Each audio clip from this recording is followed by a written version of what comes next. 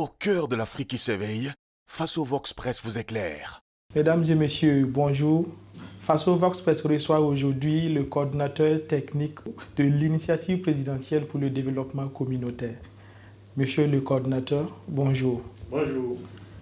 Sans plus tarder, nous allons passer à notre entretien proprement dit. Monsieur le coordinateur, qu'est-ce que l'initiative présidentielle pour le développement communautaire? D'abord, j'aimerais vous remercier, vous, Faso Vox, pour l'occasion que vous me donnez effectivement d'échanger en droite ligne avec les initiatives, plus précisément l'initiative présidentielle pour le développement communautaire. Comme l'a si bien dit le chef de l'État, le capitaine Ibrahim Traoré, nul ne viendra développer notre pays hormis nous. Donc personne ne quittera ailleurs pour venir développer notre pays. C'est nous-mêmes qui allons développer notre chère patrie.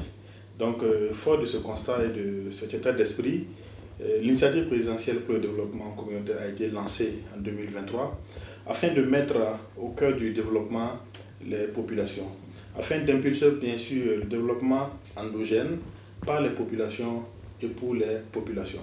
Donc il faut dire que l'initiative présidentielle pour le développement communautaire vise bien sûr l'amélioration des conditions et des cadres de vie des populations à travers la réalisation d'infrastructures socio-économiques par la mobilisation et la participation communautaire. Alors, monsieur le coordonnateur, quelles sont les grandes composantes de l'initiative présidentielle pour le développement communautaire? Alors, donc, pour la mise en œuvre bien sûr de l'initiative présidentielle pour le développement communautaire, il a été établi trois grandes composantes. La première composante, c'est bien sûr la réalisation d'infrastructures socio-économiques appelées chantiers de patriotisme. Il faut dire qu'à travers cette composante, les populations sont bien sûr amenées à réaliser des infrastructures socio-économiques au profit des populations. Et parmi ces réalisations, déjà on peut enregistrer la réalisation de voies bitumées, la réalisation de voies reprofilées, la réhabilitation d'écoles, la réhabilitation aussi de centres de santé par les populations, tout ceci bien sûr dans l'esprit de l'initiative présidentielle pour le développement communautaire impulsée par le chef de l'État, son Excellence le capitaine Ibrahim Traoré. Il faut dire qu'en plus de cette composante, nous avons la deuxième composante qui est la préservation de l'environnement. Donc cette composante bien sûr est en droite ligne avec toutes les questions d'assainissement, toutes les questions de reboisement, toutes les questions de préservation bien sûr de notre environnement. Il faut dire que dans ce sens, plusieurs actions ont été menées au Burkina Faso, dans notre chère patrie, en ligne droite bien sûr avec cette composante, que ce soit dans les villages, dans les provinces et même dans les chefs-lieux des régions.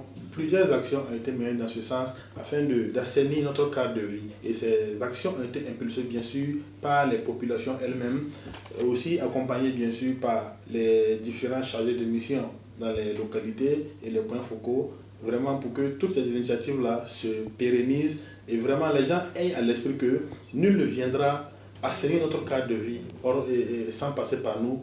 Donc c'est vraiment déjà ces actions qui sont déjà mises en œuvre bien sûr par les populations dans le sens bien sûr de l'assainissement et de la préservation de leur cadre de vie, surtout de l'environnement. En plus de ces deux composantes, nous avons la dernière qui est le renforcement des capacités des populations. Durant l'année 2025, si vous avez suivi l'actualité, vous allez voir qu'il y a eu une série de conférences publiques qui ont été organisées en droite ligne avec l'engagement patriotique, la citoyenneté, la cohésion sociale et la paix, en lien bien sûr avec la révolution progressiste populaire impulsée par son Excellence le capitaine Ibrahim Traoré. Et donc, on a sillonné bien sûr les 13 chefs-lieux, les 13 anciennes chefs-lieux de région afin de véhiculer bien sûr le message voulu par son Excellence le capitaine Ibrahim Traoré pour l'éveil de conscience des populations. Et en plus de cela, dans le sens du renforcement des capacités des populations, il y a eu des formations qui ont été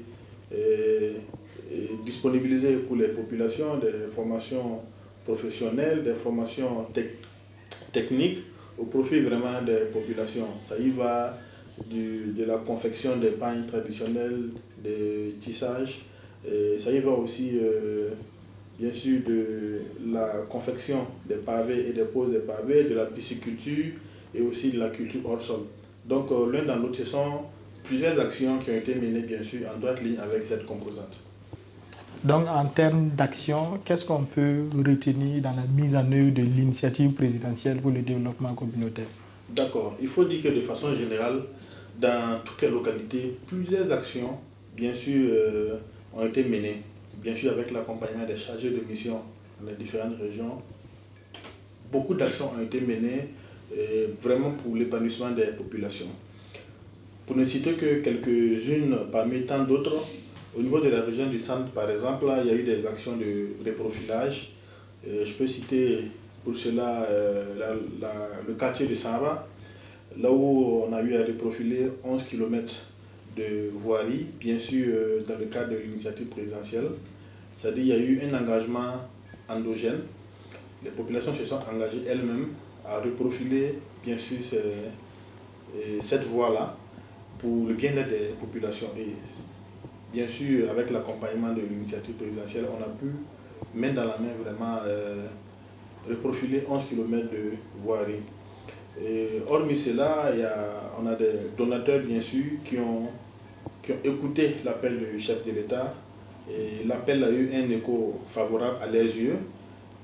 Et dans la région du Yadga, plus précisément la province du Passoré, on a eu des donateurs qui ont eu à réaliser une dizaine de forages au profit des populations. Que ce soit dans la ville de Ouagadougou, on a beaucoup de ruelles qui ont été goudronnées par des opérateurs économiques, beaucoup de ruelles qui ont été bien sûr électrifiées au profit des populations. Et on a beaucoup de ces actions-là qui sont menées. Et on a eu aussi bien sûr à reconnaître vraiment l'engagement de ces populations-là, de ces donateurs-là, à travers vraiment la remise d'attestations de reconnaissance à ces personnes-là. Donc il y a eu beaucoup de réalisations qui ont été faites dans les différentes régions. En ce qui concerne la composante numéro 2, c'est-à-dire préservation de l'environnement et des cadres de vie, on peut dire qu'au jour d'aujourd'hui, on a eu à disponibiliser des tricycles, bien sûr, dans les différentes localités. Plusieurs localités ont été bénéficiaires de ces tricycles-là. Et les délégations spéciales ont eu, bien sûr, un accompagnement afin de personnaliser tous ces tricycles dans leur localité. Et il faut dire que à ce jour, on a plus de 1400 jeunes qui sont, bien sûr, employés pour vraiment accompagner les délégations spéciales dans tout ce qui est activité d'assainissement ou de travaux communautaires. Donc déjà, ça, ce sont des acquis considérables. Aussi, en ce qui concerne le renforcement de capacités, comme je l'avais si bien dit, notre troisième composante, toutes les régions du Burkina Faso ont reçu bien sûr des formations en droite ligne avec l'engagement patriotique, la citoyenneté, la paix, la cohésion sociale, en lien bien sûr avec la révolution progressiste populaire impulsée par son excellence le capitaine Ibrahim Traoré. Dans toutes les régions du Burkina Faso, on a eu à divulguer le message voulu par son excellence. Et aussi, en ce qui concerne le renforcement des capacités des populations, il faut dire que des formations ont été données bien sûr à plusieurs maisons d'arrêt et de correction, dans le sens bien sûr de la réinsertion de ces personnes-là qui sont pensionnaires de ces centres-là. On a eu à former bien sûr 25 personnes par centre durant l'année 2025 dans 25 centres de formation.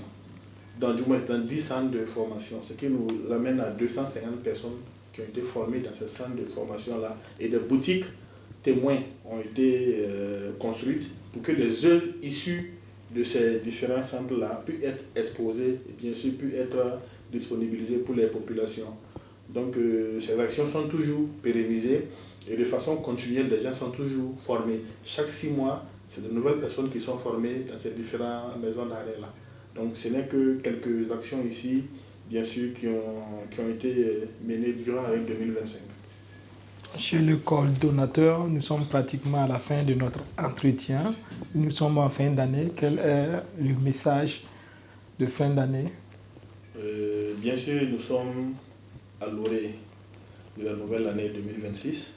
C'est une année qui va s'annoncer, bien sûr, beaucoup chargée, comme 2025. C'est ici l'occasion pour nous de faire le bilan de 2025 afin de faire les perspectives pour 2026. Donc, c'est l'occasion pour moi aussi de souhaiter ici, bien sûr, une bonne et heureuse année à toutes les populations du Burkina Faso, et une bonne et heureuse année dans la résilience, dans la solidarité, dans l'engagement citoyen pour nos chers concitoyens. Donc, mes voeux pour aussi nos premiers responsables, c'est les voeux de santé, les voeux de courage et aussi les voeux d'engagement continuel. Pour notre cher pays, c'est bien sûr les voeux de paix, de stabilité, de cohésion sociale, de développement, surtout de développement endogène. Face au Vox Press, la voix authentique.